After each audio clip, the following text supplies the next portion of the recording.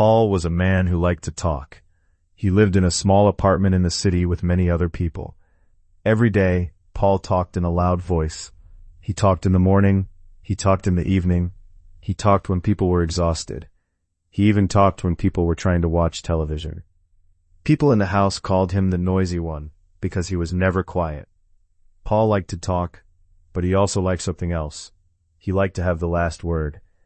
When someone spoke to him, he always spoke again.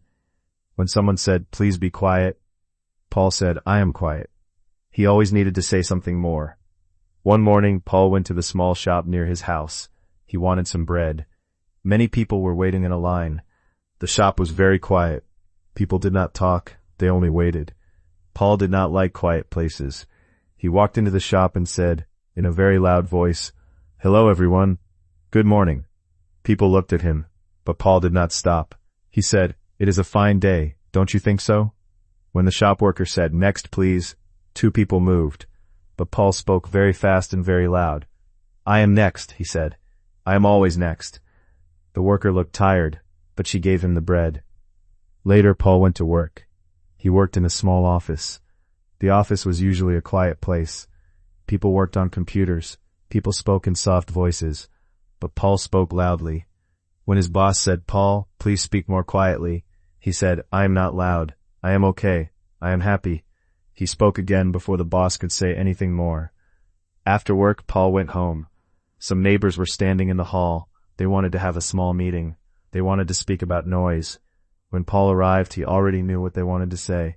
He said, yes, I know. You want to talk about noise. We can talk." Mrs. Brown, an older woman, said, "Paul, But Paul spoke fast again. "Yes, I know. You think I am too loud." Mr. Lee tried to speak. "We just want—" Paul did not let him finish. I know everything," he said. The neighbors looked tired. They could not speak. Paul always had the last word. Then something happened. Suddenly the lights in the hall went off. Everything was dark. No one could see anything. It was very quiet. Paul said, "What is happening?" But no one answered. People were thinking. They needed to find the problem. Mrs. Brown spoke in a soft voice. "Please stay calm. We need to find the electricity box. One person speaks at a time." For the first time, Paul stayed quiet. He needed help. He could not see. He listened to the others. He followed their voices. Together they found the box, and Mr. Lee opened it. Soon the lights came back. Everyone looked at Paul. He felt bad. He said in a quiet voice, "I am sorry.